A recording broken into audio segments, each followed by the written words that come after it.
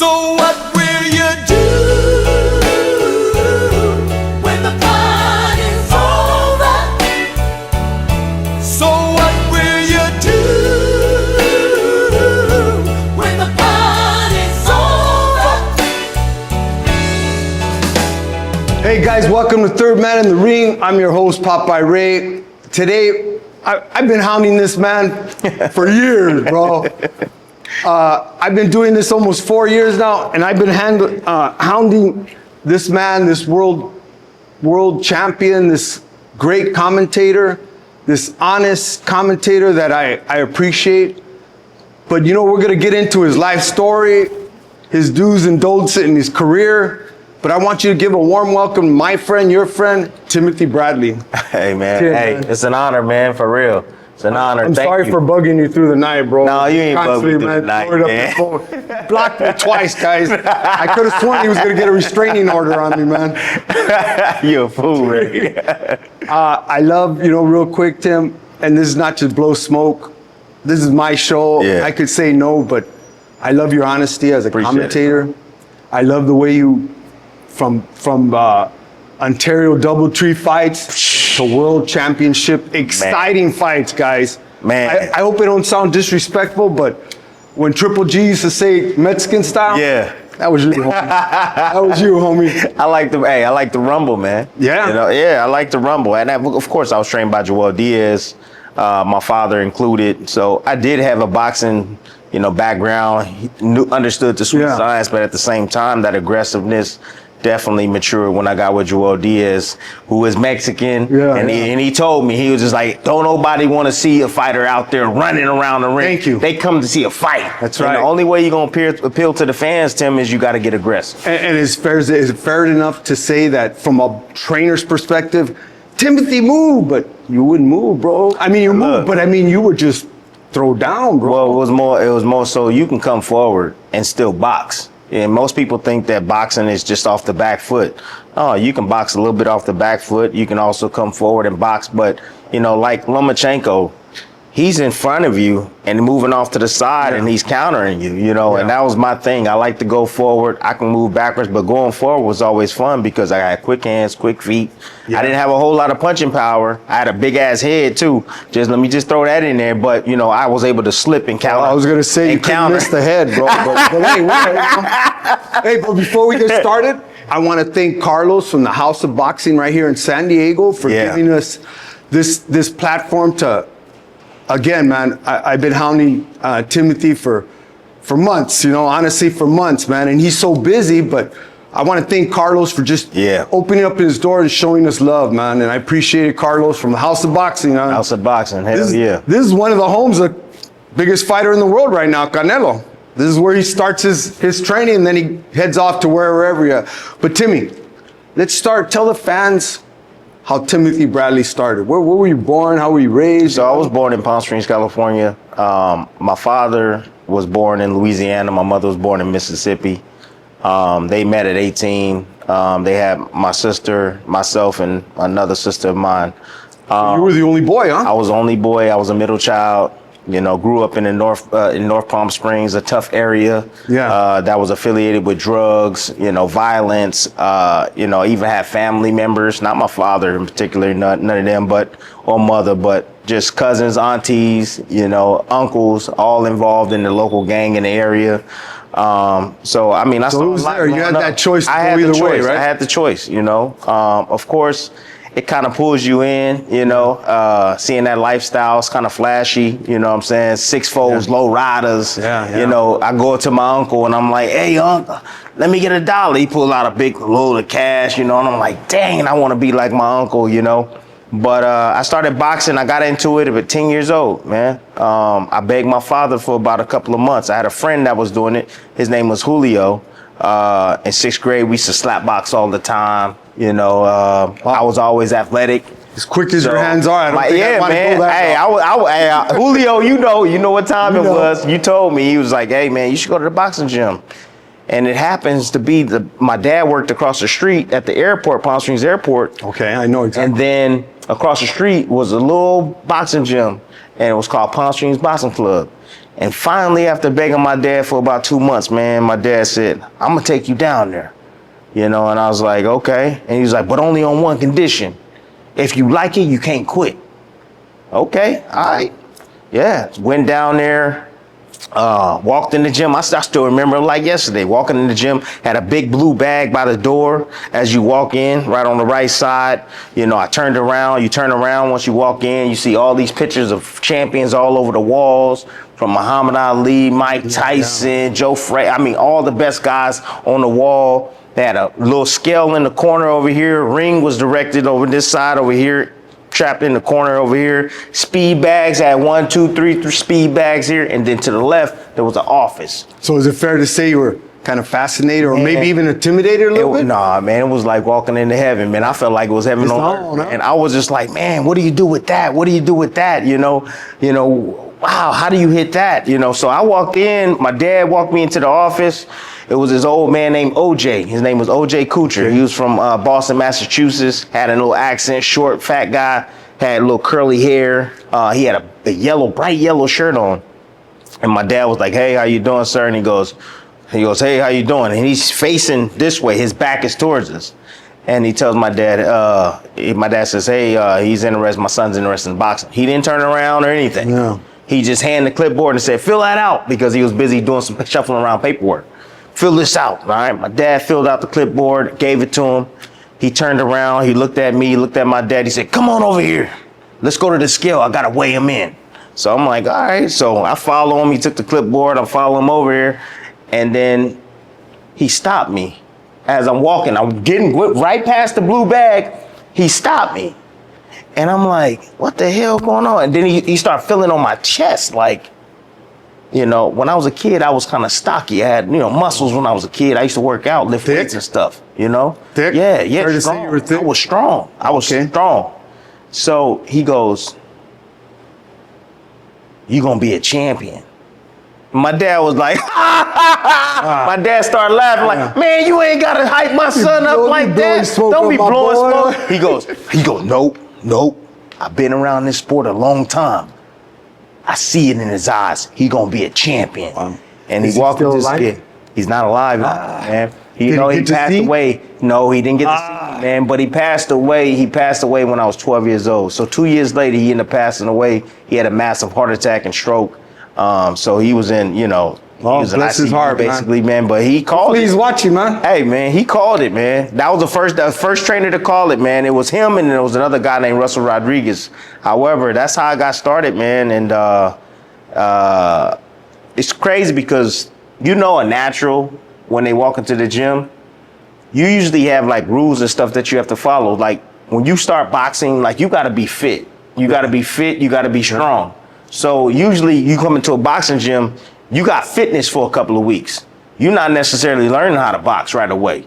You got to be able to keep your arms up to be able to, keep your, what I'm saying? Cardio, all that. All that got to be up. So Al had 2 weeks of fitness. I only did 3 days because I was the strongest kid in the gym. So you were exercising prior to the gym, right? Exercising prior. My dad was a bodybuilder.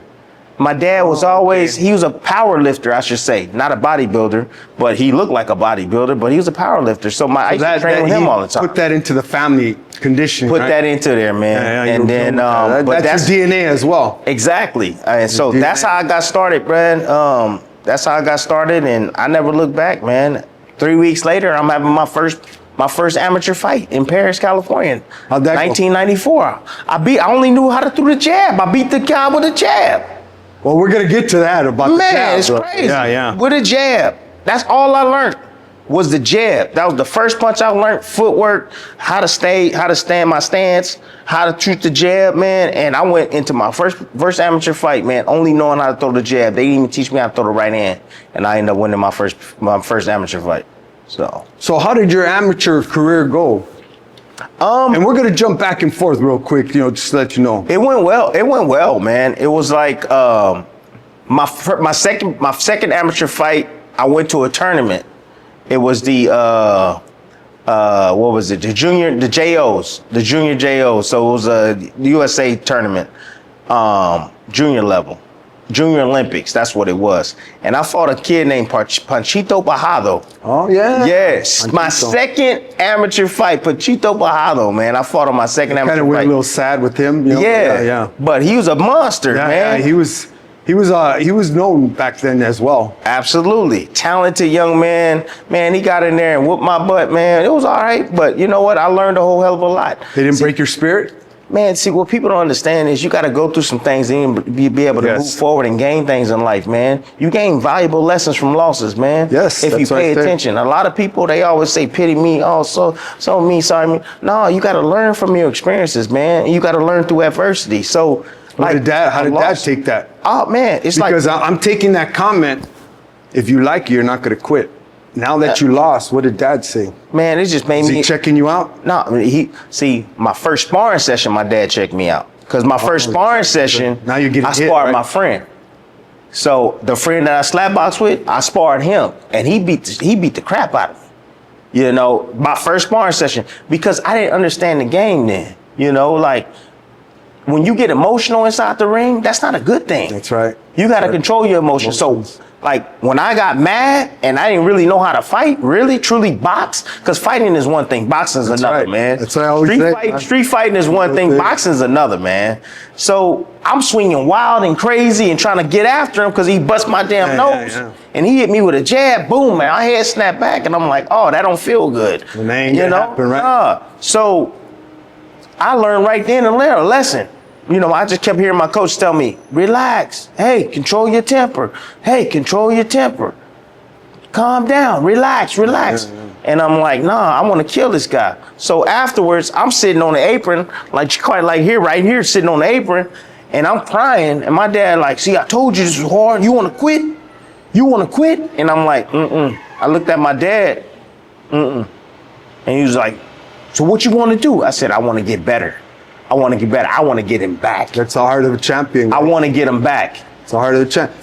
Whether Timothy became a champion, which he did, that's still a heart of a champion. And this is what all my advice to any father that takes is, that's a perfect thing. If you're going to go, you're not going to quit. No. And even if things don't work out in sparring, you know what I mean? You're not going to quit. Yeah. Quitting is just good. Quitting will turn into other things in life. You absolutely right. You know what Yeah, I mean? and I was just about to say that too, and you said it before I did. Yeah, if you quit in one thing, then it's easier to quit again. That's right. And then quit again and quit again. You know, so like I always tell my kids, we're gonna start whatever we finish. So if you decide to do that, we're gonna finish. At least for the season, if it's For the baseball or whatever, you know what I mean? Absolutely, Yeah. absolutely. But there ain't no seasons in boxing. No, that's you know, true. that's one thing. Ain't no season in boxing too. Another thing is that like, you know when you got yourself a fighter. You really do know. You know, we are very distinct creatures, man. We different. You know, you got to be crazy to get in that ring. A little bit nutty to get in there and trade punches with another man, dude. And let me jump ahead. That's why I dig your commentating when you commentate, because some of those Joes that are, you know, sit behind the TV and just belittle a fighter for the dumbest reason and never put a headgear on, never put a pair of gloves on. I'm telling you guys, getting in that ring, I fought as a kid my whole life, man. I must have sparred, since I'm 62 now, sparred hundreds of times through the years. I just couldn't get my feet to work with my hands. So when you think what Timothy did in there was easy, or he should have done this, bro, you don't know, man. Ain't no way you 62, man. You look like a 62, young. bro. You look like a young. 182 pounds of twisted steel and sex appeal, bro. But hey, that's what my boys say. But as long as you believe it, Dad. But that's what I'm saying. It's not easy, bro. No. I mean, you have naturals like yourself, like Floyd Mayweather, Canelo. These are natural guys, but they still had to learn. Yeah, you all have still had bad days. Of course, I had a lot of bad days. Even when I turned professionally, I had a lot of bad days. But those are considered good days. Yes, you know, learn from them, right? Yeah, you learn from your mistakes. You learn from your losses, man. You don't really learn too much from your wins. So you know? jumping again, let me hear what you feel about those guys that are just constantly winning. So this is what happens when you win all the time. Naturally, you get relaxed. You start to get complacent. It's almost consciously. So like today, right? A lot of these guys are making a ton of money, okay? And ridiculous money. They've made and right, they've made it, right? They sleeping comfortable at night, you know, they start to get a little complacent. That's what you have to fight once you start having success. That's right. Success is not for everybody. It's not. Because the more success you have, you start feeling like, man, I'm entitled, you know? I don't have to work as hard. You know, I got everything I need. I don't have to struggle with bills. But when you was struggling to make them bills and that house payment, you got up bro, at 4 in the you morning, got up at 4 in the morning and ran hard. You know? Now they run on treadmills when they're doing real good. Yeah. It's all, and now it's all, now it's all makeup type, you know, training where, you know, you train in the air conditioning and stuff when you coming from training when it was hot. I grew up with Ben Lira in South El Monte, and man, air conditioning. You get your butt in your workout, man. I don't want to hear no complaining about it's hot in here. You know what I mean? Yeah. So that was one thing famous about the Crunk Gym. You know, the Crunk Gym years ago. You trained there as well? I didn't train there, but I know from reading about the Crunk Gym, it was hot. It was hot all the time. You know, it was down in the basement. It was either hot or cold because back then it was but when it was hot and muggy. It was like 100 and something degrees in there, and that hardens you. So I come from Palm Springs. Oh my God! And it's hot right now during the summertime. It's 100 degrees at nighttime, right? Yeah. 115, and I'm running out of that. So like I felt like I always had an advantage, especially when I went into fights, because I would train in that heat, man, and it's hot under those bright lights, man. French fry lights, I call them. The pressure is on you, and you know, being a referee, you know how the pressure is on you too to do a good job. It's just not on the fighters. It's on you to be respected, doing your job the best way you can. I saw you the other night. We're gonna get to that. I saw you the other night. but this is about you, Tim. I know. Let's talk. So you go to your first tournament, you lost. Yeah. Now what? Still building. Because under 10 fights, guys, for you people that don't know about under 10 fights, novice, right? Novice. After 10 fights, now you become open.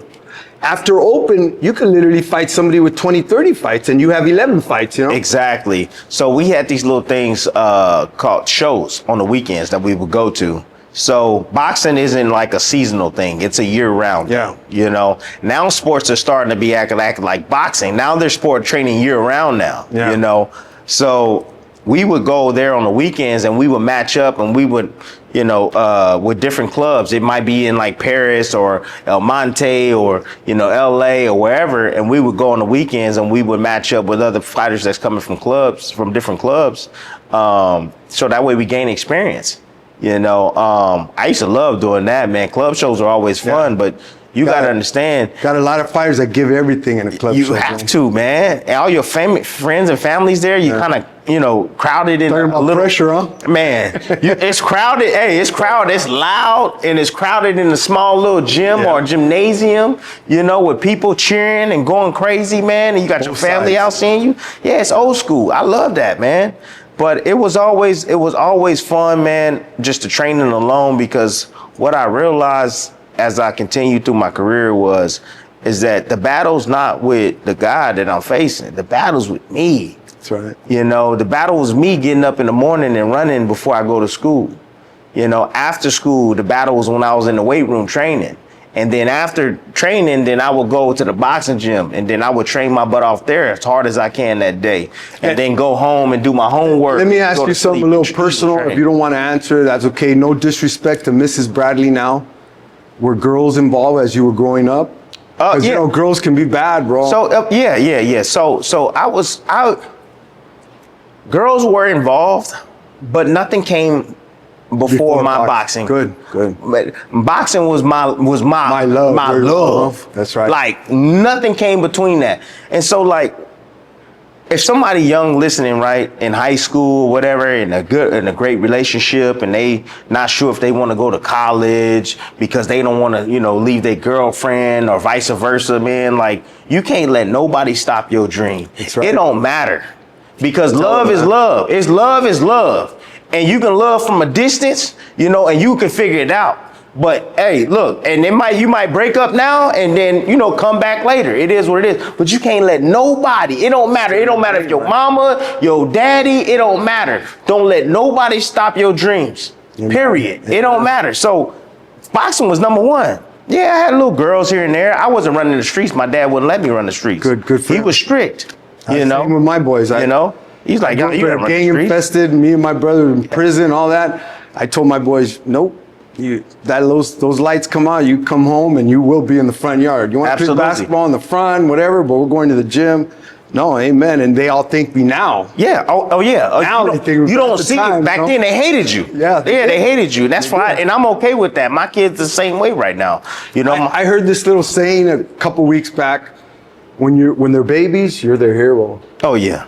When they're teenagers, you're like, man, he don't know nothing. Yeah. He's always on me. Yeah. But when they're adults, they look back and say, I love that man. Oh, absolutely. I mean, there's no doubt about For it. the things he told me. And again, I've said this on many testimonies.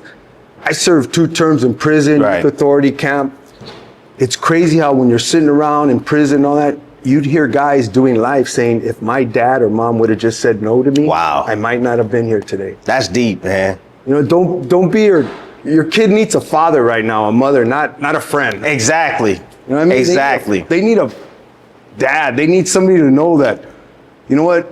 I might not like him, but he wants the best for me, you know? But I hey, had the best father. I had the best father praise to Mr. Bradley, man. in the world. You know what I mean? Best father still. Take my today. hat off to you, sir. My pops was my hero growing up, man. Right. My heroes. Still is. But back then when we was my hero, man. Props to him, man. And my mother was deep. You know, I had a mother and father. So my mother was just as hard as my father. So you know, you would Sometimes think harder. it's balanced. Man, look, it was never good enough for my mom. Yeah. You know, my mom would come to training as I, you know, became a professional. She would come to training and stuff, and she would be sitting there and, you know, all she got to do is clap a couple of times, and I know what she talking about. right. Like, you better get after it, you know. So, but yeah, my father was heavy in my life. But the difference is, because today in boxing, I've seen a lot of fathers, you know, attracting a lot of attention. A lot of people think that it's cool and they promoting their son, but I don't feel it that way. You know what I mean? Like, I feel like your son should be the center of attention, not you. That's right. You're talking too much, you know? And so a lot of fathers in the business have a hard time with me because I feel this way, because my dad didn't talk. Lomachenko's father don't even say nothing. I don't even think I ever met the man, you know, but Lomachenko's a beast. My dad, he was there by me. He supported me. He helped me. But at the same time, he allowed me to grow into a man. You know, fathers today, a lot of them, they control the business aspect of boxing too. Don't. And that's an issue. No, your son, that's who needs to be the boss at the end of the day. And I know it's hard because I'm dad. I'm always going to be your dad. Yeah, you're going to be a dad. That's it. But when it comes from you being a coach, Yeah. and that's what my dad understood. He was the coach. Yeah, he was my father, but he was my coach when I was training.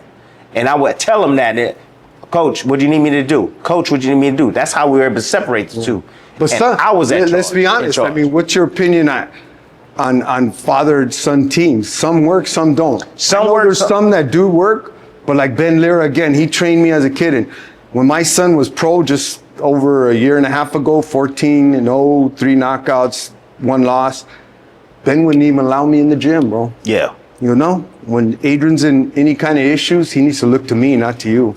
Ray, I it's, couldn't even go to the gym, bro, when he spar. Ray, it's respect, Ray. That's what Yeah. it's about. And if you don't lose that respect for your father, then it can work. Yeah. But the minute you lose that respect, you got to go on to something else. That's right. Because, like, even, it's natural. It's a natural inclination to, like, your kids to rebel against you.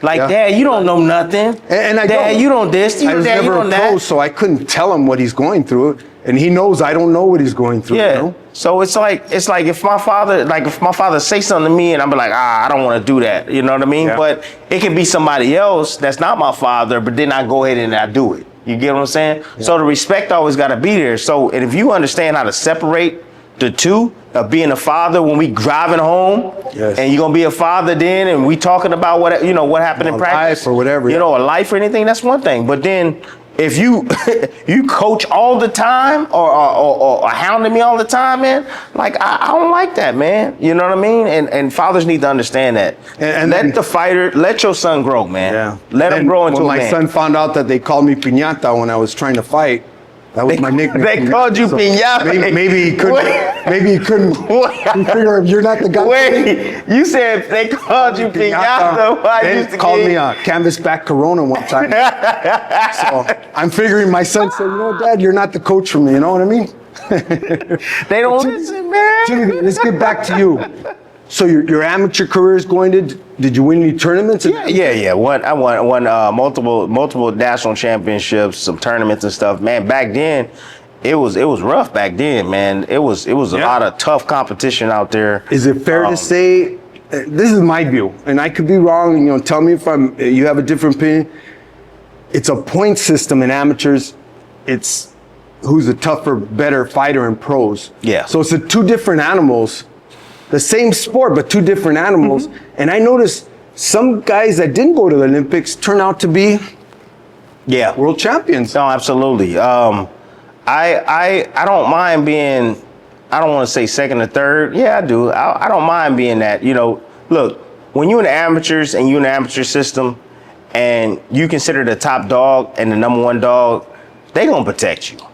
They going to protect you. They going to look out. So there was a lot of fights that I would fight in the amateurs and I would actually win or beat the top guy out there, but they would steal the fight from me. They would rob me of it. So those guys that are at the very top, they kind of get pampered. They kind of get used to winning all the time. You know what I mean? They're not used to facing adversity. Especially if they see that they might be Olympic status. They want to really pamper them, keep them safe. Of course. Until they get them up there to represent. Course. But then you have guys like me that stay hungry and stay determined. And I look at that and I'm like, okay, y'all gonna pay for this later. You know what? I already know what it is. Your brother-in-law and this person, you're protecting this person. Guess what? I'm gonna keep working my butt off and I'm gonna keep climbing. And that's what I'm I gonna call go politics. way above them. Yes, that's what I call politics and amateurs. Politics. You know? But it's politics in everything in life. I mean, you go to Little League, the coach's son that can't pitch for crap. He's pitching, no? Yeah. Those are politics. Or you go to football and the coach's son is the quarterback all the time, calling the plays. Interception. Yeah. That's my boy. You know what I mean? Yeah. So during this amateur time, were you thinking pro yet? Oh yeah. Man, so you already knew you were going to take that step. I knew. I always tell my kids, have an idea of what you want to do in life. The earlier, the better, because then you have a goal in mind and now you got to try to accomplish that goal. It's going to keep you on a straight path. So at 10 years old, I knew what I wanted to be at 10 years old. You already knew? I knew I wanted to be a world champion boxer. I didn't care. I didn't care for school. I went to school to get the grades. I got like a 3.0 GPA, 2 A's, 2 B's, 2 C's. But I knew from like day one when I walked in the gym, this is what I want to do. Once I found out you can make money and a living off of boxing, and I start hearing the numbers, just icing on the cake. I'm like, man, I get to beat people up, and they pay me to beat people up. I was like, man, this is for me, right? So I just was like, man, but I was driven because I had a path, man. I had an opportunity at the boxing gym. I had some great trainers that were like a second father to me, third father to me, man. OJ and Russell Rodriguez, man. And then, you know, over the course when they got old and they died or this, you know, either their son would take over or someone else in the gym would take over. Then obviously my father took over, you know, in my 15 and 16, he took over, but he was always there. I always felt like I think that a lot of the youth, they need that, man. Yeah. They gotta have, because not everybody has a father, not everybody has a mother, not everybody has that loving, you know, that person that loves you, man. And you see, when you come to the gym every single day, man, and you see that trainer here, man, every single day, man, spending time with you, bro, he becomes like an uncle, or father figure. So I mean, like the great Steve Harvey says, fail to plan to fail, you know? Yeah. So you already had that plan. Oh, yeah. You're going to turn pro. Oh, I'm going to turn pro. Be world champion. I wanted to go to the Olympics, though. I got beat out, man. I wanted to go to the Olympics. Well, tell me if I'm wrong. If you make the Olympics, if you make gold or even not, as long as you make Olympic, you're going to get a big contract. Yes. Right? So that's like a head start on your professional career. I didn't have that. So I wasn't looked at as one of them golden childs. I wasn't looked at as one of those guys that, you know, all the promoters was after. You know, I wasn't looked at. I lost in the Western trials. I lost to the actual Vanis, Marshall Logan. I hope I'm saying his name right, but he's the one that actually went off to the Olympics. He beat everybody. How did he do in the Olympics? He lost in the first round. Lost in the first round. He was young. Yeah. You know, we were already seniors already. We were older than he was. He was young coming up from the JOs and coming up into the open class probably now. too young Senior class for the now. Olympics at that moment, no? But he didn't have the experience. Yeah. You know, and now that's what was missing. I had international experience too. You know, but I didn't know that. Well, where'd you fight against? England, Oh, you know, okay. went to England, Ireland, went to France, you know, went to Tahiti. Man, I You traveled. already had some experience as far as traveling, huh? When I went to England to fight against Junior Witter, we're gonna talk about here pretty soon. I already been there. Huh. Done that. Been there, done that. I already know how hostile the crowd is. When I went there in the amateurs, it was hostile when I went there in the amateurs. Even the amateurs? In the amateurs, man, we went to a black tie event. That's what it was, black tie. And it was alcohol and it was smoke all up in the air. And it was a crazy rowdy, you know, fans in there. Fans. You know, going for the English fight. Yeah. Of course. That's that soccer mentality. Man, it was different, man. Yeah. It was different, but I already experienced that. So, like, when I went there to fight for my world championship, Yeah. I was like, this ain't nothing. Used to this, huh? Yeah, I'm used to this. It's crazy because they, you know, you don't know somebody's history and what they've been through. So, like, you see on paper, I've only fought in California. I fought in Corona, you know, and I fought in Ontario. That's what. So That's right, they thinking I'm a dud. So they really don't know that I had amateur experience. I've been over there. Well, so as a I was boxing enthusiast like me, I already knew that you were a big time amateur, but you're talking about basic fans. Maybe they just. I'm saying But once you fans. fought- I'm saying my opposition. I'm just saying. But once the you public fought, in though, general. they seen this guy knows what he's doing. Yeah, I absolutely. mean, you were even at the Ontario Doubletree, you were knocking dudes out. Yeah, Stopping, you know what I mean? stopping guys, man. You know, and Alex Campanova, got to give big props to Thompson Box Promotions, Kenny Thompson, man. Kenny, Mr. Ken Thompson, man, he's the first one to say Hall of Famer. And I wasn't even a champion then. Like, Knew it, I huh? thought, May he he been rest in around peace, boxing. May he Mr. rest in- Thompson Mr. passed Ken already. Thompson. But, like, he was the one that say, you gonna be a future Hall of Famer. You gonna be a Hall of Famer. Like, he watched boxing. He loved boxing. He used to put on boxing shows, 10, 15 boxing shows a year, man, down in Ontario. And so he used to say that, and I used to be like, I used to think to myself, like, does he really believe that, or he's just hyping me up? Is he, because he's a promoter, but he really Wasn't believed he your it. manager as well? So at the time I didn't have a manager. It was more so Alex Campanova that was my matchmaker, and then Mr. Kenny Thompson was my promoter. Oh, and okay. as I continued to climb and I won that world championship, that's when shortly after that, well, before that actually, I signed with Gary Shaw. They had a co-promotion with Gary Shaw. Rest in peace, Mr. Gary passed. Shaw too. Mr. You know? Shaw passed. A lot of the guys that I was affiliated with passed away. Even my manager in the boxing, Cameron Duncan, when he became my manager, he passed away as well. Rest in peace, Cameron Duncan. He was one of the best managers out there in the game too. Yeah. Yeah, man. Well, why would you say that? Well, He knew the business very well, and my money tripled when I got him as a manager. and he taught my wife a lot, and my wife ended up being my manager. So I was with him for about, I want to say 4 or 5 years, if I'm not mistaken. And he basically taught my wife everything he knows. and that's crazy you say that. I don't want to hurt nobody's feelings, step on anybody's toes, but Alex Jaws Garcia is before your time, heavyweight champion. He goes, you know what, Ray, you need to interview me on these scandalous promoters. And I go, you know what, Alex, I don't know if that's good for my podcast, but it's funny you say that. He took care of you. He was looking out for your financial gain. You know what I mean? So I'll say this. The less you know, the more you're gonna get taken advantage of. And that's in anything. That's just not in kind of boxing. common sense, That's yeah. in anything, any kind of business. The less you know, the more you're gonna get taken advantage of. So You and the wife did your homework? So yeah, absolutely. But we knew that Cameron. I'm a planner, man. That's what I am. I'm a planner. So I'm always thinking ahead. I'm Take thinking, advice, guys. So I'm Tell living. the fighters, think look, ahead. I'm listening. I'm living today for today. I'm living in the moment. That's But right. at the same time, I'm planning for the future in case I get there. So I'm always setting little small goals or a path that I would like to go on. I'm always thinking about that, right? And I'm speaking it out loud too. I'm gonna be here one day. I'm gonna do this one day. So I was like, when I fought for the world championship, I planned. I knew I was gonna get my opportunity, but I planned for over a year. I fought a guy named Junior Witter, literally Junior Witter. He was a switch hitter, not Crawford. You got Crawford, right, being a switch hitter. No, Junior Witter was one of the ones that switch hit. You know, punching power, hand speed, so on and so forth. But the thing is, Ray, I would watch him every single day for an entire year before I fought him. I used to watch the rankings. Like, I knew Marcos Madonna before anybody knew who Marcos Madonna was. If you put something out on YouTube or you put a video out, I'm watching you. And this was when YouTube was just getting started. So it's fair to say you studied all your fighters? Studied all of them. All of them. I knew Marcos Madonna before anybody even had any inclination that he was going to be a problem.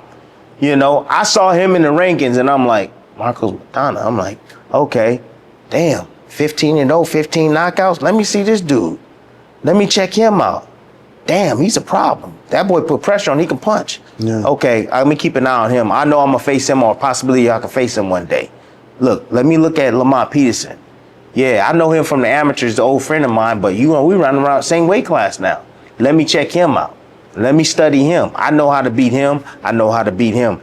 Let me check out the champion, Junior Witter. He's been reigning for over, 4 or 5 years. Yeah. Nobody wants to fight this guy, but I gotta find a weakness. He's a switch hitter. I found that weakness, Ray. Found that weakness. I went over there. I had a plan already when I went over to England. Did these 3 fights that we're going to talk about, or you already know in life, had you ever sparred them prior? Because some guys spar and then they end up meeting these guys later in time. I wasn't no sparring partner, Ray. Ray. I wasn't no sparring It's partner. funny you say that. It's funny. And again, this is where I don't make notes, Ben Lira, Ben Lira ripped me a new one. Hey, Ben, my son Adrian, you know what? They need some sparring. He cut me off. He goes, hey, stay in your lane. My fighters aren't sparring partners. Wow. I like, Yeah. you know what I mean? Sorry. I mean, we can work. Look, Yeah, we you can can work, but I'm not going into your camp to spar you. Yeah. Because I had held myself to higher standards because I knew I was going to be a champion. And if you're around my weight class and there's a possibility I fight you, I'm not going to give you a look at me. You see all these fighters and they's like, well, he beat him in sparring. He beat him in sparring. I ain't trying to give you none of that. I don't even want you to. You know what? I'll give you another story, Ray. Just for me, just looking. Andre Ward never fought internationally. Okay. The last Olympic gold medalist never fought internationally. You know why? That was purposely done. He didn't want any of them over there to get any kind of footage or get any kind of understanding of his style. So when he went to the Olympics, nobody had footage on Andre Ward. Nobody from all those other countries, they didn't know what they were up against. He didn't go fight over there internationally like everybody else did. He stayed to himself and he stayed home and he went over there and won a gold medal. So that's how I'm thinking when it comes to this sparring. It's like, nah, I had a chance to go to Ricky Hatton. I had a chance to go help Ricky Hatton. I had a chance to go help Mayweather. I had a chance to go help. And they would have paid you nicely, huh? Oh yeah, absolutely. Because you were already thinking of your future. I'm if thinking you went in there with the mentality of, like Ben finally told me, you go in there as a sparring, that's all you'll ever be. Sparring partner mentality. And that happens. Yeah. Because a lot of times when you get sparring partners, and see, this is where I was different at. Excuse me, I'm hitting my mic. If you go in there and you beat on the champion and you start taking this confidence, you going home. That's right. You're going home. Hey, you getting them hell up out of here, man. Right. Most camps Can't have that. But with me, I like that. So like when I sparred Terrence Crawford for the first time, and he whooped my ass. Oh, I don't know if I cursed on him. Sorry. And he whooped my behind. I'm like, hey, you stand. You finna be my sparring partner. What year was this? Man, was this 2000, this is before he was a mega star, right? This was before Crawford even became who he is. Yeah. And I was the first one to tell everybody that this is going to be the next pound for pound #1 fighter in the world. The first one to say it. So I was getting ready for Devin Alexander. It was a Devin Alexander fight I was getting ready for. I was fighting in Southpaw, and I brought him back for Manny Pacquiao too. So 2 camps he came with me. But the first time I sparred him, man, I didn't even know he was right-handed. He flew out. Switches too, right? Man, look, I was already a unified champion at the time. I was already a unified champion. I'm sending dudes home. Like, I'm beating up everybody. I'm at my peak. I'm beating up everybody in the gym. And I'm like, man, I call Cameron up. I'm like, Cameron, like, man, all these sparring partners you sitting out, man, they trash. They getting their ass whooped and they going home. Yeah. Like, I can't do it. I need somebody to challenge me. Test me out. You know what I mean? I'm in a championship fight. So Cameron was like, hey, I got a guy for you. I said, okay, cool. Flew him out. Same day, flew out. Got in the ring with him. You know, I walked in the gym and I saw him sitting down. He was, you know, putting his wraps on and stuff. And again, you didn't know him really, right? I didn't know who he was. You know, I kind of ignored him when I walked in the gym. I'm just like, all right, I'm finna mop the floor with him too. Yeah. He about to go, I'm sending another one home. Yeah. So I'm confident. He got a little plait in his head, dark skin. I see him start shadow boxing and stuff. And I'm like, okay, all right, cool.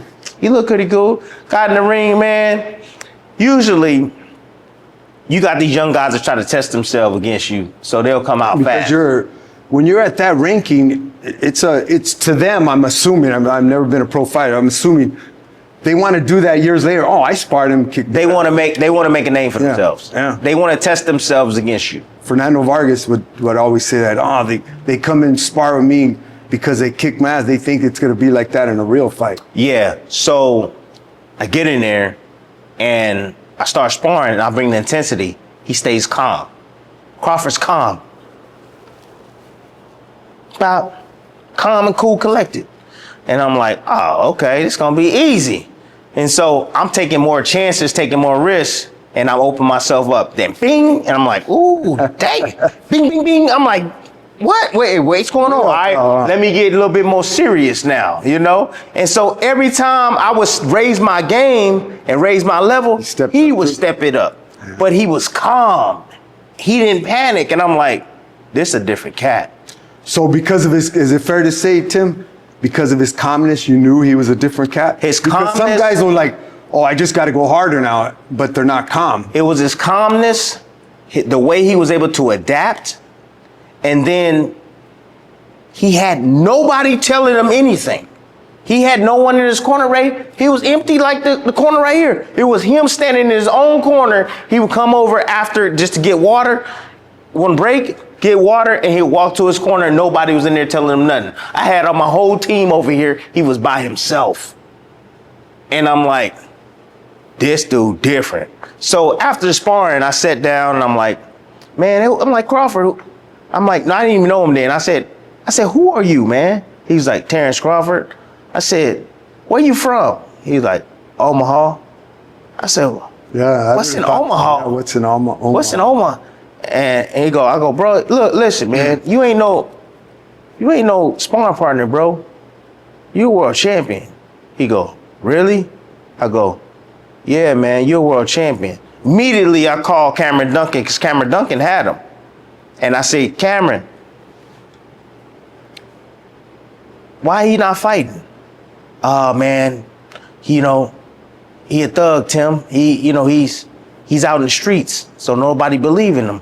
I said, I'll buy him out this contract right now from you. I was like, I'll buy him. He go, oh, what happened?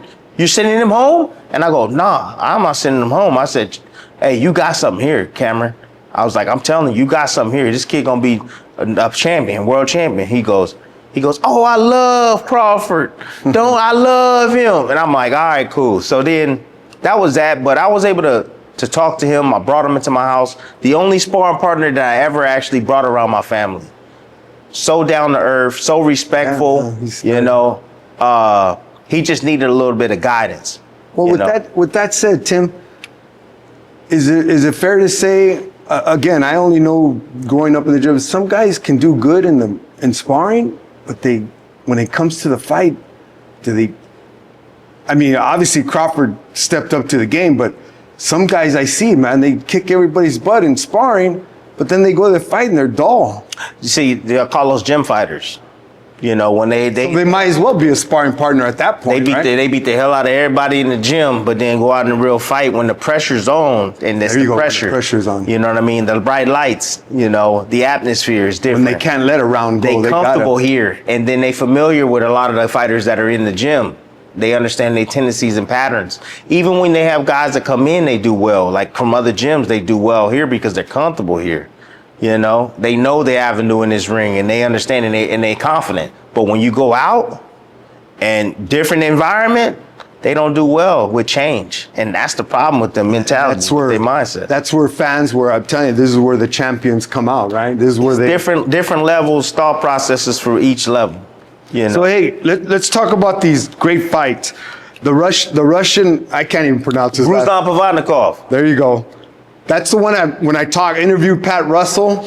Pat, that's my guy. I couldn't get the name, bro. I just don't want to be disrespectful, but say it one more time. Ruslan Provodnikov. Say that 3 times. Ruslan Provodnikov. Ruslan Provodnikov. Ruslan Provodnikov. Now, I'll never forget that name. hey, that was a badass fight, too.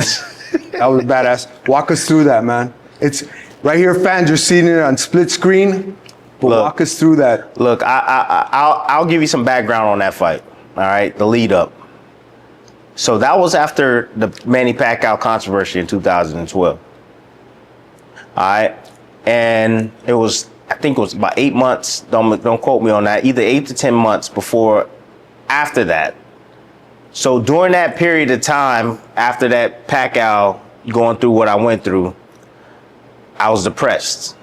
I went through the ringer, bro. I went through the ringer. Yeah, there were a lot of haters. Depression, man, it set in, man. You know, because all I did was go in there and do my job, Yeah. right? And so I'm getting called all kind of names. Judges This, called that, that, third, man. you know, I But don't know why people were so hard on that. it is, you know, it's the nature of the beast, man. That's just the way boxing is. Boxing fans are the hardest fans to please We're in very the entire gullible as world. well. We're very gullible. In the One day entire we world. love you, the next day we hate you. Absolutely. One That's day we just- want you to win, the next day like, well, F him, you know, and Absolutely, yeah, man. it's just sad, you know. You only as good as your last performance. That's it. Same with refereeing, I hear that too. So I gained a lot of weight in between, bro. I was eating. Which is a no-no, Oh, right? I was, bro, 30 pounds overweight. So I get the call, it's 8 weeks out, 30 pounds overweight. And I'm like, I'll take the fight. Did you know of him already? I seen him fight. So Mauricio Herrera Yeah. was a guy that I used to spar all the time. And that dude was always dangerous in sparring, you know. He gave me hell every time I sparred Mauricio Herrera. Anyways, so I seen him fight, and I saw him fight on like Friday Night Fights, and he was seen him knocking out guys, but I didn't care, right? Mentality wise, I was just like, I'm gonna kick his ass. That's just it. You know, I got a lot to prove, I got a lot to show. But during training, I didn't take it seriously. So, yeah, I was depressed. I don't know if the reason why I didn't take it seriously and I didn't diet the right way. I didn't do anything the right way. Just put it You're that off way. your game. I wasn't Yeah. myself Yeah. at all. I was going through the motions. So when I went into the fight, I knew I wasn't 100%. Nobody knew. Day of the weigh-ins, I woke up in the morning, I was 10 pounds overweight. 10 pounds overweight, man. I always say I have positivity, but you brought it up, not me. Because I remember that. 10 pounds overweight, bro. And so, you know, I called in one of my buddies for a favor to come out and try to, you know, help me make weight or whatever. I got it down all morning. I'm doing like Epsom salt baths. I'm running. I'm working out. Which is dangerous in itself, guys. Yeah. And this is back in the day when, I mean, every day our doctors are getting more and more, but Research, yeah. you know what I mean? Back when that's very dangerous, guys. Yeah. Very dangerous. So I make the weight. Night of the fight, I come out. But if you look on YouTube, excuse me, Go ahead, your eyes were back here, bro. bruh. When you were up there, I was sucked up, your eyes bruh. were back there. And I was- people that know boxing, that's a very dangerous sight. Yeah, I was dry. So when you get dehydrated, you have this liquid on the brain, right, that protects the skull, protects the brain from the skull. And Dr. Wallace even speaks on that now. And so when you get dehydrated, it takes that fluid away, and then now you're like more susceptible to getting hit with it's like a marble in an empty can. Yes. Where now when you're hydrated, it's a marble in water. Yes. You know what I mean? And so the more you dehydrate, and Dr. Wallace, I'll quote him on this. He said this about 3-4 months ago. Now there's proven fact it takes up to 72 hours to get that back. So if you hydrate to the next day to fight, you're still dehydrated. You're still dehydrated. Yeah. Dangerous. And you know what? Props to me. I'm not blowing smoke, bro. You speak well. I didn't after the fight, though. I didn't after the fight. You know, going into that fight, it was a battle with me, man. I hated myself. I absolutely hated myself because the biggest moment of my career, man, was a letdown. You know, I worked for this my entire freaking life to get to that point, man, and to have that opportunity, you know, and it felt like I didn't freaking win. It felt, because everybody made me feel that way. Yeah. And I hated myself for that, right? So I'm going in this fight and I'm saying, I'm about to show everybody what the hell I'm made of. I'm about to show everybody that I am a true champion. You know, I went in that fight, man, and I was like, I'm gonna stand toe to toe with this dude. I'm gonna take his best shot. I don't care. I'm gonna fight this dude. We gonna fight tonight, man. He hit me with that first right hand, dude. That's what Lord have mercy. What the hell? He hit me with that first right hand. I Check his gloves, eh? Man. And again, I didn't have no fluid on the brain. Yeah. Man, he rocked my world, man. I knew at that point I was concussed because I felt like my equilibrium was off all night. Like after that shot, I was sitting in the corner and my head was still spinning and my balance was still off, man. And I felt that the entire night. When you came out after that first one, when you came out, you could tell you were still kind of... I was dazed. Yeah. I was dazed. I came out. But again, man, everything that I went through my life, like even way back when I was a kid, it all came out, man. Like I was thinking about everything that I've gone through to get to this point. Oh, you gotta let it go. No? Absolutely. Fair to say? I gotta let it go. Yeah. I gotta let it go. One. And two, I'm not going back backwards. I'm not going backwards. So at the time, my wife was pregnant with my third child, and actually my second child. And I'm thinking about college. I'm thinking about all the things. I'm thinking about, I forgot to tell you, I'm thinking about the $11 we had in our bank account when I fought for the world championship of the world. I'm thinking about that. That's a lot of pressure there, bro. I'm thinking about all of that. And I got a lot of emotion build up. I'm thinking about all the nasty things that everybody said about me. That you're not a true champion. That you should get a belt up. That you nothing. You Rob Pacquiao. That's all this. Man, I'm like, all right, I'm going to show all of you guys what I'm made of. And that's what kept me alive in the fight, man. That's what kept me alive in the fight. I fought. I was on autopilot. I was just in there fighting. I was in there reacting. But coming from a boxing fanatic, you won more fans back in that fight, Bradley. Mr. Bradley. Yep. I'll say it on that time, on that Mr. Bradley, then, man. Yep. You just showed your heart, man. And again, you fought like a true Mexican, eh? Yep. You know what I mean? So, what boxing fans, this is a tip from boxing fans, tip for boxing fans. One thing that I learned about Manny Pacquiao, and he's probably the only fighter, second fighter that I've ever heard say this. Anyway, is the second fighter. Is that he fights for the fans. Yeah. You know, he says, I fight for my fans. You know, you'll hear most fighters today, and even when I was back in the days, you know, I fight for my family, I fight for my team, I fight for, you know, my fans, but they were third. Pac fought for his fans. So I fought that night.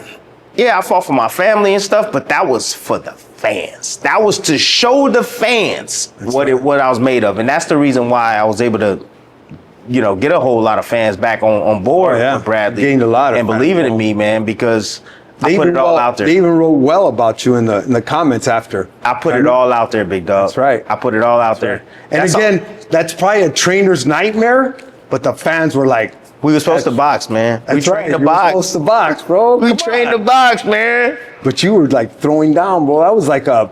That was a what do they good say, old the phone throwback. booth? That was The a phone phone booth.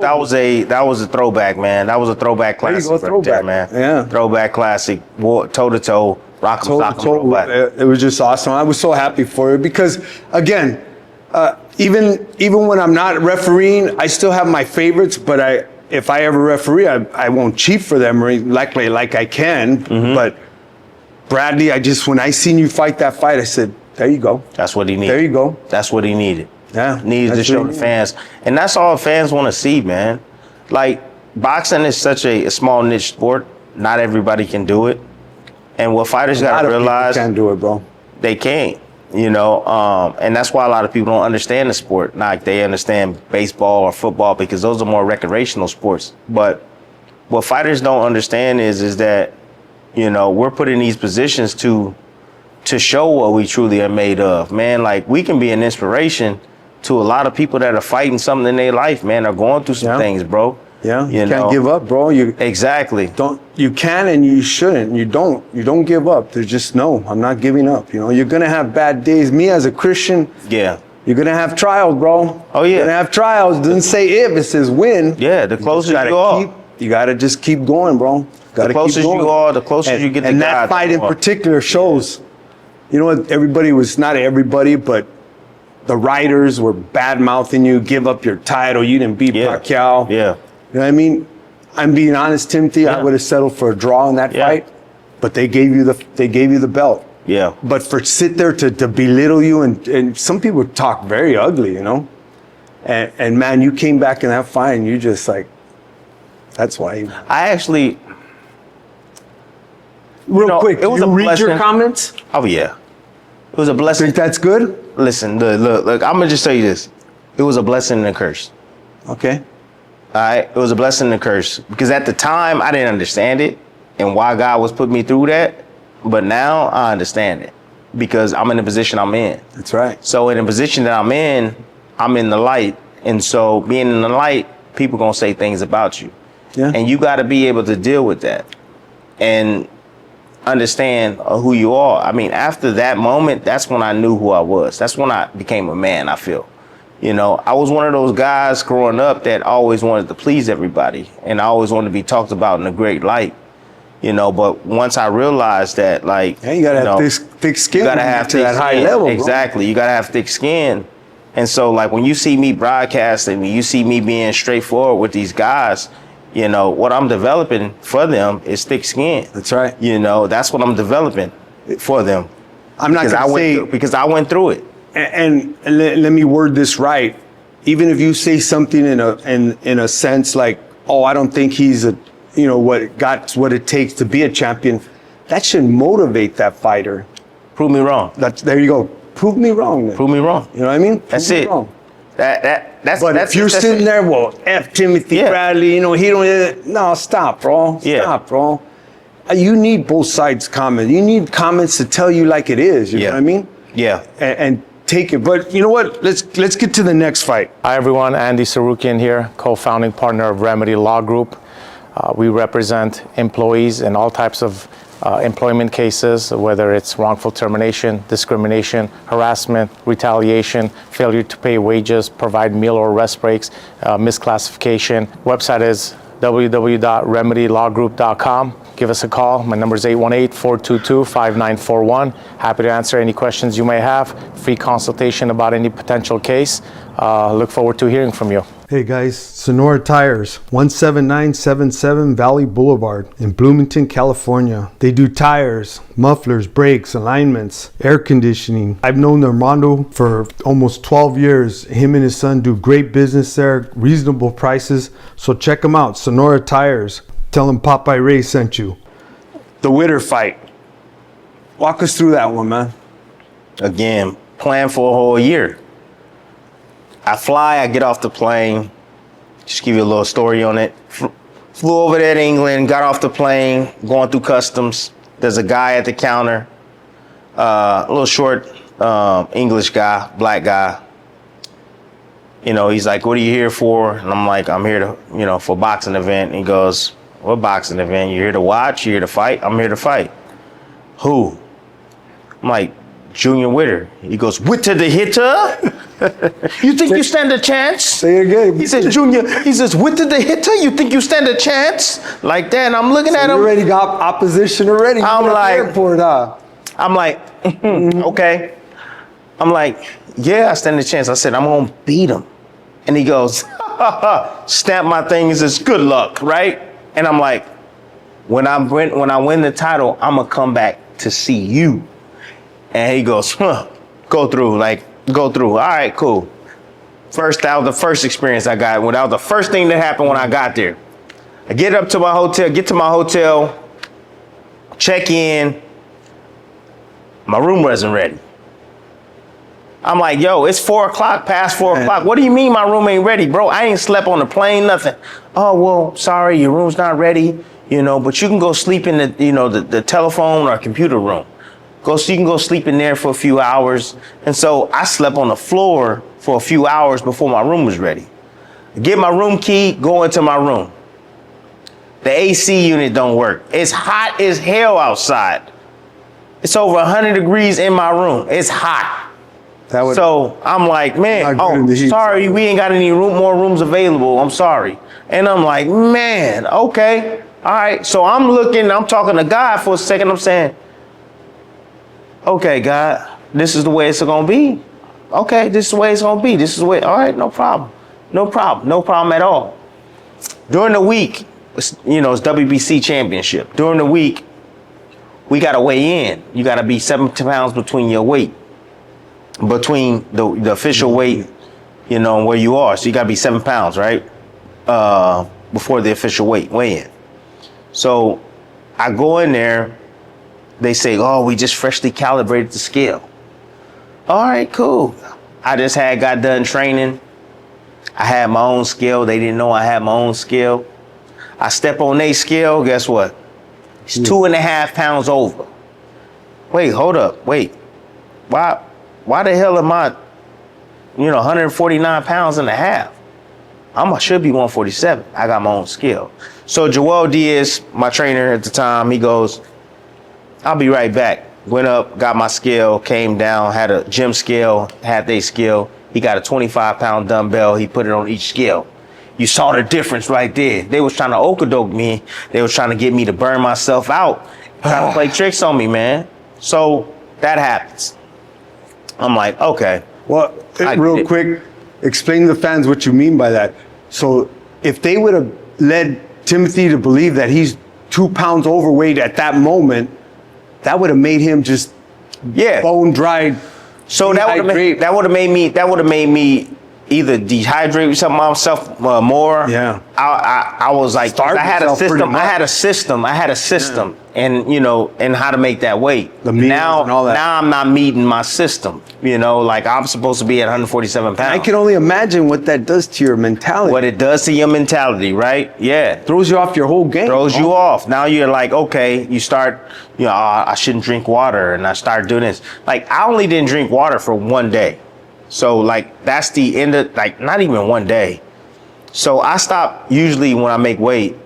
So if the weigh-in is on Friday, I stop drinking water that night on Thursday. Thursday. After I eat, I drink my water, then I stop. That's it. No more water. You know what I'm saying? And I usually make weight the night before. I go to bed on weight. So that was my system. But anyways, they try to make me work harder than I need to. Yeah. Right? Which would have burnt you out for the fight. Yeah, I told you I planned, right? Yeah. We brought our own water. We didn't drink anything from that place. Didn't drink nothing that they gave me. They were trying to hand me water. I couldn't trust anybody. Yeah. Brought our own water from our own country. I didn't eat. What I ate was fruit the whole entire week. I didn't eat none of the hotel food. I didn't go out to go eat because I knew it's a fight. Yeah, when there's betting odds, you never know. And you know what? This is all planned. And I'm saying this, not Timothy, but my opinion in that, over there, those, they've proven it by the riots when the soccer people Even when here. they riot, you know what I Yeah. mean? You can't trust nobody, bro. You can't. You got to watch your own camp. You got to watch what you take and watch what you eat. Absolutely. Everything. You gotta be careful touching people's hands too. Yeah. You know, or you gotta be careful people touching you. That's why you have 'Cause they security. can They'll rub something on you. Yeah. Yeah. So like I didn't shake anybody's hand, none of that, right? I didn't drink any water that they had at the press conference or none of that, man. Like I'm giving y'all So game. you were aware of this prior already? Joel, my trainer Diaz, he fought in Africa for the world championship. He told me all of this stuff was gonna happen before I even went there. And a lot of you young fighters, that's why I tell them, man, a lot of you young fighters don't think of these things. But when you go to another country, it's a whole different animal, bro. But this is the thing though, I had a trainer that had experience that has done it. That's the difference. So I already knew that this was a huge possibility this could happen. They're gonna try to throw me off. You know, I'm in a different country. Let me ask you, Timmy, while you're doing this, the scale, did you stay on point? Like, I'm not gonna let that bother me? I just laughed. Okay, so you were kind of prepared for it. Right? Everything they did, I laughed. So That it didn't was mess up mentally, right? Because I was already prepared before I went there that everything was gonna go wrong. So that was the thing. So then, okay, I didn't sleep during the night. I slept during the day. I stayed up all night. I did not get acclimated to the time there, because when you go and fight over in England, you fight really late at night. Sometimes it'd be 11 at night, 12 at night, 1. It bleeds into really late in the fight, right? Really late in the morning. So I didn't sleep during the night. I would stay up till like 5 in the morning because I wanted to be energized during those late hours. I didn't want to be sleepy during those late hours. So the whole week they would see me. I'll be playing dominoes with my team. The promoter would see me. All the team would see me. Other team, you know, Junior Witter's team would see me. But at night playing dominoes 3 in the morning, 4 in the morning down in the hotel lobby. Game planning, guys, game planning. I'm telling you, I plan all of this stuff, man. You know, I even go as far as understanding what's the environment like. One, I knew it was gonna be hot, so I knew I was gonna be okay. But like, what's the altitude like? There's no altitude out there, so it's sea level, so I'm okay. But I'm checking everything, the altitude, because you don't want to go someplace that has altitude. Because I remember going to like Colorado Springs in the amateurs. Hated Colorado Springs, man. Yeah, you're way up there. Huh? Dang, man, yeah. And I'm talking about you get tired as soon as you get to Colorado two breaths Springs. for one? Dude, yes. And so that was a part of amateurs as well, and me understanding like, hey, what type of environment or what type of altitude are you gonna be in? So when you walked into the fight, I knew I had it won. I knew I was ready. I trained for, I looked at this dude for an entire year, right? I knew his weakness. I knew he started to run out of gas at 6. 6 rounds, that was his weakness. so your cardio was at the peak then? You were good? So I knew he was a sucker for overhand right. I didn't throw it. You can go back and watch the fight. I didn't throw the overhand right until the 6th round. And you can listen to Joel Diaz's instructions. Is okay, rounds, baby. 6 rounds playing right now. He says, okay, baby. It's time. Let's let that overhand right go. He's prime and ready for it. So I'm like, all right, no doubt. And then he says, and we're going to keep more pressure on him. All right, cool.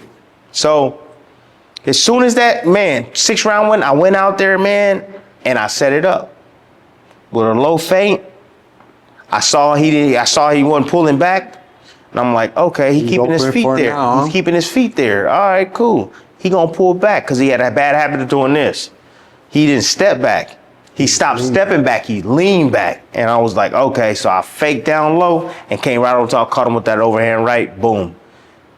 The rest is history. I pressured him. Yeah. I ended up winning the fight by 1 point. Thank God there was a Mexican judge there that liked the pressure. My Mexican people, you already know what time it is. That's right. Yeah, so I put the pressure on him and I ended up winning the fight by 1 point, or I should have won it by a few rounds. But anyways, great fight. Win's a win right now. Win's a win, bro. Yeah. He was the number 2 fighter in the world at 140. Hatton was number 1 and Hatton didn't want to fight him. So I'm telling you, that's you. Everybody's saying, how you get in the Hall of Fame? How you getting out? Bruh, if you look at my resume and you look at all the fighters that I face, and when I faced them, then you'll understand why I'm in the Hall of Fame. The Marquez fight.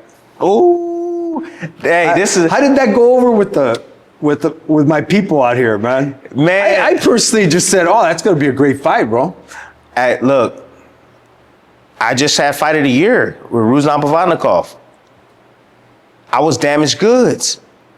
That's what everybody I said. was just gonna say that's what they're saying, though. I was damaged goods. Damn it, good. I wasn't the same. I mean, shit, after Provodnikov, my speech was slurred, bro.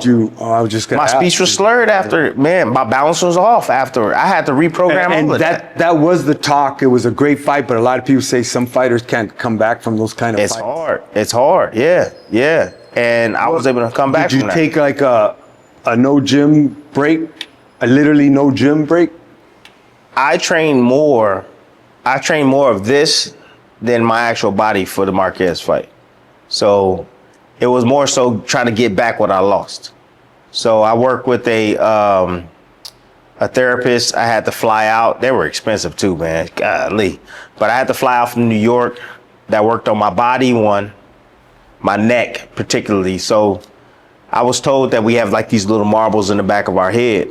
And what happens is when you get concussions, they get knocked out of position. You got to get massage on your back of your neck a certain way to be able to reposition them, right? To get your balance back. All right, cool. So I got a guy to do that massage. Then I had another therapist that worked on, my motor skills and corrected my balance, and my coordination. So I did a lot of that 3-4 times a week, and did that more than boxing training in itself. So that's what helped me be able to get a little bit of what I lost back from that fight. And then going into that fight, man, mentally, it was challenging. I'm not gonna lie. Dude, this dude just flattened Manny Pacquiao. Yeah, knocked them out, bro. Like cold. Not knockout. He slept him, bro. So I'm like, And it's easy to say as a fan, well, man, he walked into that. I don't care how he did it. He I got don't knocked care. out. Yeah, he walked into it. Yeah. Oh, he did walk into Yeah, it. yeah. Absolutely. Yeah. But who set it up? That's Marquez right. set it up. That's right. So I felt good. I felt good about the fight. And let me tell you how the fight was made, just real quick. I had to talking to Todd the Buff, because that's who I work with most of the time, my wife and I. Sitting down, make a long story short. Todd was like, hey, you want to fight Manny Pacquiao again? I go, yes. My wife says, mm-mm. And I go, look at my wife like, what the hell? What the hell are you talking about? She's like, we want Marquez.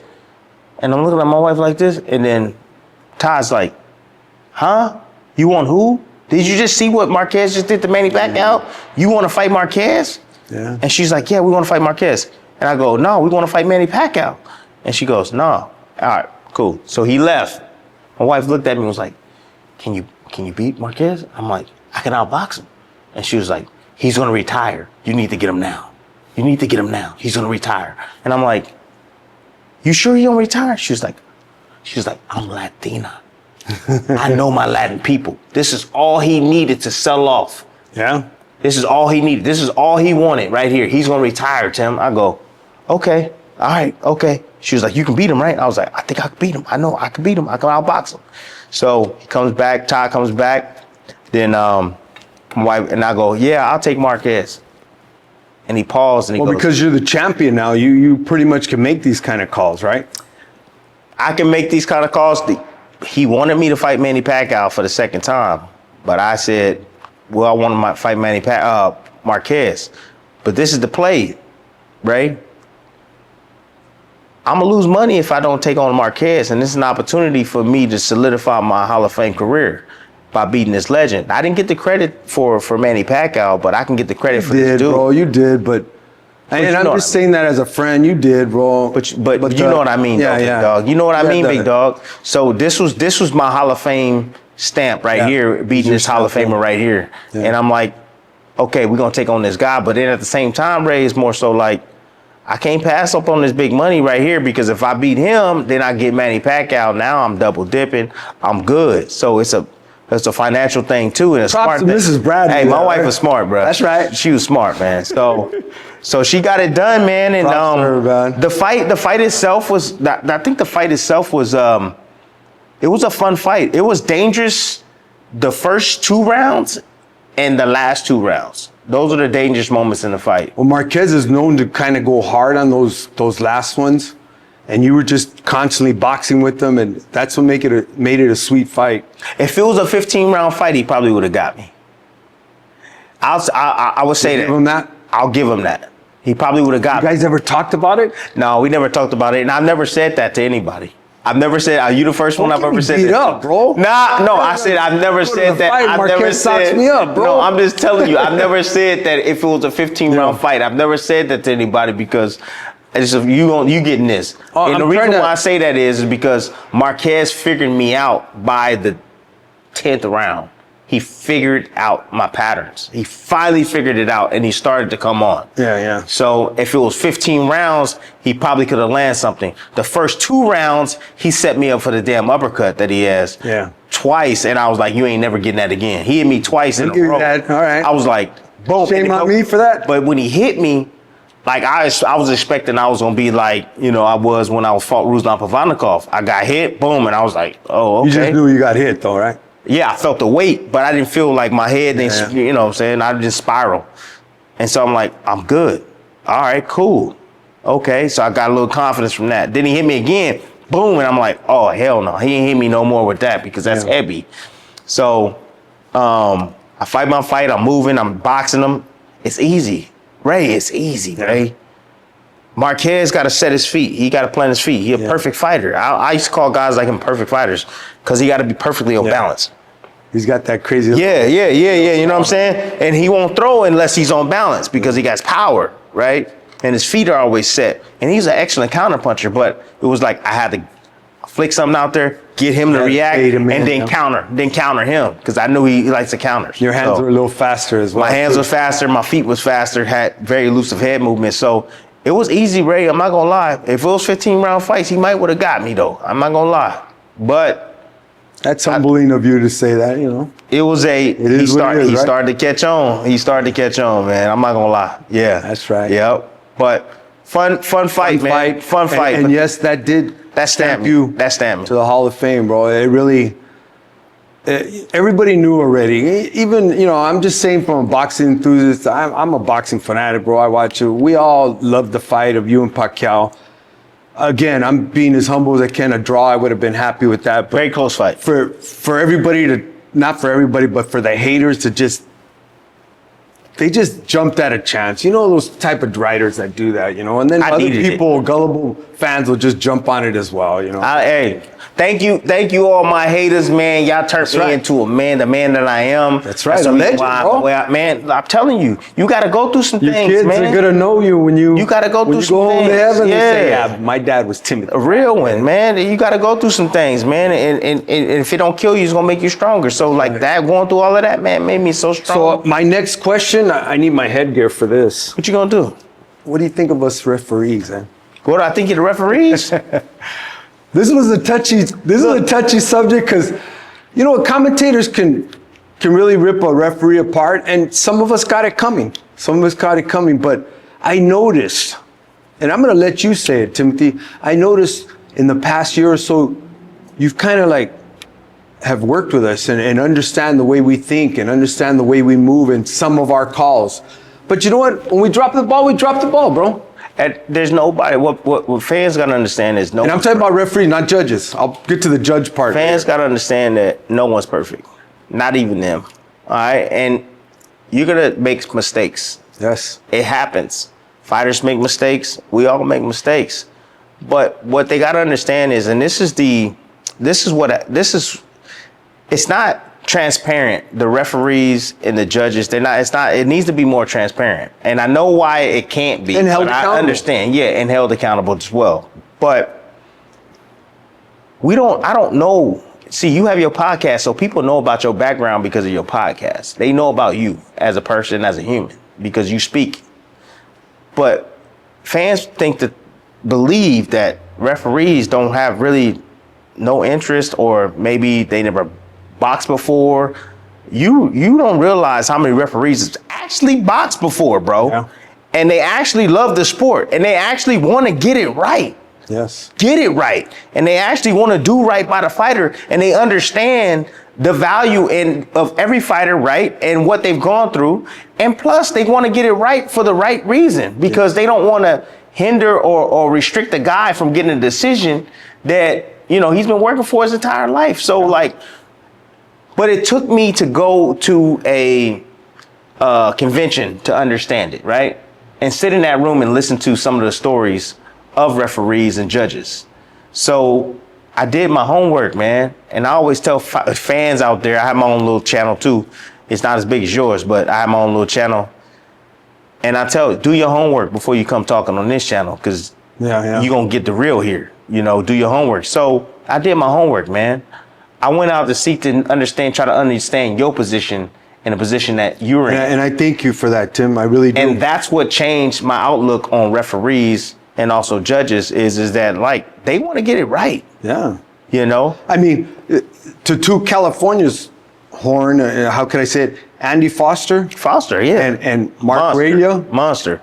If they've told us as News that if you bring any shame or controversy to our state, you will not work. You will eventually work, but you will not work. Absolutely. If you make a bad judgment call as far as judging and you don't explain it to me, the boss, Andy Foster, and I don't agree with you, you're going to sit down. Absolutely. You will judge again, but you're going to be sit that down. Yeah.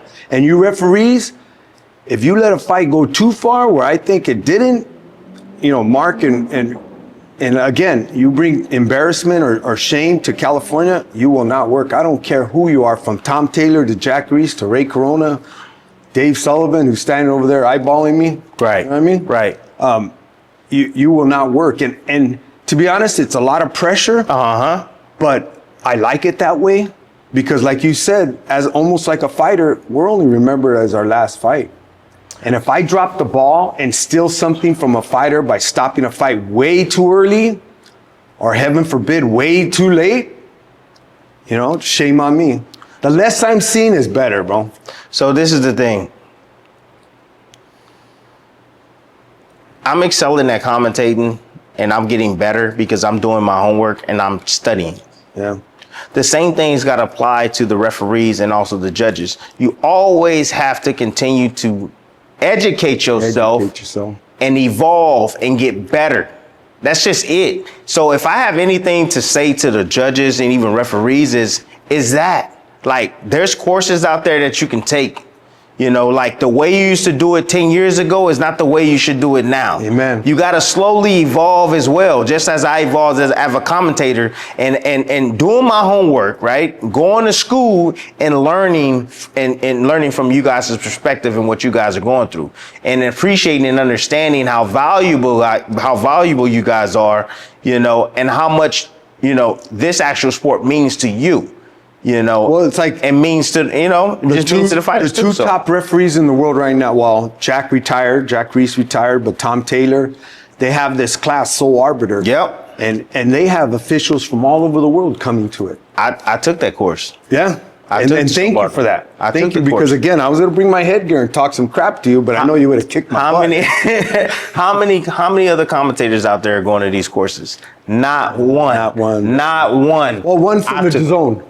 The African-American guy. Finally. Went, yeah, well, that's great. That's great. So I'm glad. And Jack always says, any of you commentators are welcome to come. So you can, you know what? If you want to say, hey, that referee dropped the ball, but if you're educated, like Mr. Bradley says, then that's your opinion. Yeah. And again, if hopefully Andy and Mark Raylia won't agree with you, because if they do, I won't work. You know what I mean? Yeah, yeah, absolutely, man. So I went and spoke at a, I think it was a I don't want to get it wrong. WB, it was NABF. NABF convention. Went out there and spoke and stuff. And so I think I saw you out. Weren't you out there? Yeah. Saw you out there, man. And I gave I gave a speech, and it was kind of hard and driven, but everybody understood. But everybody understood, man. You told it like it is. We need to be held accountable, and I'm saying that too. Absolutely. If you're a judge and you don't have an explanation for your split decision, like Andy says, you'll work, but you're not going to work for a little while. Yeah. You will have to sit here and tell me why. And if I don't agree with you because I'm the boss and I'm going to take the wrath of your decision, you're not going to work. And they also have Just so the fans know. And you know, to toot our horn again, the top judge in the world right now, Fernando Villarreal. Wow. From California. Wow. In the ranking, he has the best stats. The best stats for that, Villarreal. And we got 4 other in the top 40 judges. Yeah. California. But Yeah, Fernando California's Villarreal, always, because it all starts at the top, man. Yeah, Fernando Villarreal and is our top Foster ain't no judge joke in the world. Man. And Foster, if you don't know Andy Foster, do your research on him, man. He's a former fighter himself and former kickboxer. So, you know, he takes his job very seriously, man, and he guides very well. So, but yeah. Let me ask you we're coming to a close. If you had a choice right now, in your prime, who would you want to fight right now in the top fighters right now, and why? If I had a choice to fight somebody right now, top fighter, wow, that's a good question. I really don't have a guy that particular guy. No particular guy. I'll fight all their ass. That's right. That's right. Ray. That's right. Ray. Ray. If I was in my prime right now, Ray, 140, 147, 47. all of them. Yeah. They can all get it. So, Ray, it's a different Line up. line up. Ray. That's right. It's the mindset, Ray. It's the mindset. It's different. I was all about that smoke, man. If you the best baitable guy, if they saying that you the best guy out there, I want to fight you. Let's match up. I want to fight right. you. I want to fight you. I want to fight you. It's not like, oh, I don't want to fight. I don't want to fight him because I want to fight you. So all of them. And with that said, before we close up, if you went to sit down with a meal with your wife, what would you go eat? Dang, that's a good Kind of question. great. Growing up in Palm Springs around all the Mexicans, I can only imagine. I mean, if I had to go, to be honest with you, if I had to go sit a meal, man, it's gonna be a steak dinner. It's gonna be a steak. It's gonna nice, be good steak. Nice big juicy steak, man, medium rare. Absolutely, man. Have a couple of sides with it, vegetables. You know, gotta have some mushrooms go along with that, man. Maybe even some what you call that? Some lobster, a little lobster, all right. little surf and turf, maybe. No, I mean, look, I like dinners like that, man. And just because you sparked a thought, before I retired, I asked my wife for a couple of things. Yeah. Very simple. 5 4-star hotels. I said, I need to have first class tickets, like plane ride. I gotta fly first class. And I gotta have good food. If I can't go to one of them fancy spots and I can't go and eat and you spend the money there, then I'm out retired. That's right. And my wife said, done. I said, I'm retired. That's all I need. I felt like I've done enough to be able to just enjoy the fruits of my hard labor. Yeah. And those You earned three it, things bro. right, and those 3 things right there, it's simple. It's simple. It might sound crazy, but I'm good. I don't have to have the best car. I don't have to have the best shoes. But you know what? When I do fly, I want to be comfortable. I want to be sitting up there at the front of the bird. When I do go chill at a hotel, I'm not in no Motel 6. I'm in a nice hotel, man. You know? Yeah. Bates Motel, you none of that no more. No. Yeah. And then I want to be able to eat where I want to eat. That's right. You know, it don't matter how expensive the meal is. If I want to eat there, I'm going to eat there. And my last question, and hopefully you make the good points. Who could you call your best friend? My best friend, my wife. There you go. That's my best friend, man. That's right. She understands me more than I understand Mrs. myself. Bradley, I take my hat off to you with your decision making, man. Yeah. She understands me more than I understand She myself. knows your good, your bad. She knows everything, man. Yeah. She knows when I'm lying. She knows when I'm when I'm telling the truth. Like, you know, she knows what I'm thinking. You know, she knows I change my mind a lot. But yeah, that's my best friend, man. That's my roadie. And we gonna ride it till the wheels fall off, man. That's right, man. You know, Props, bro. yep, absolutely, man. Well, I appreciate you, Ray. Thank you for your time, Hey, man. with that Thanks said- for having me on, man. Tell the fans, you Hey. want your goodbyes or whatever. No, We're going to do this like in a year. Because you know what? I can't talk about fights coming up. Nope. But my next episode with Tim, I want to talk about the past fights and just hear his input on all the infight. But you know what, Tim, I thank you for coming on, bro, and I appreciate you. I've got major love for you. Hey. I refereed a couple of his first You fights sure as did. a pro, bro. Yeah, you know what I sure mean? did. I sent you that photo the other day. That's right, too. that's right. But I was super chubby back then. I didn't want to show it, man. But we'll Yeah. show it. But hey, Tim, thank you for coming on. Hey, Ray, appreciate I wish you all the luck. Mr. God Corona, bless. you the man, bro. Thank you. Keep doing what you're doing too, man. I saw you the other night too. I saw you right. the other night. That's You right. on that tube doing your thing, man. So yeah, you go way, way back, even in the amateur days, bro. Yeah. That's fantastic. Thank you. And all my fans out there, love you guys, man. Thank you so much for all the love and support, man. God bless.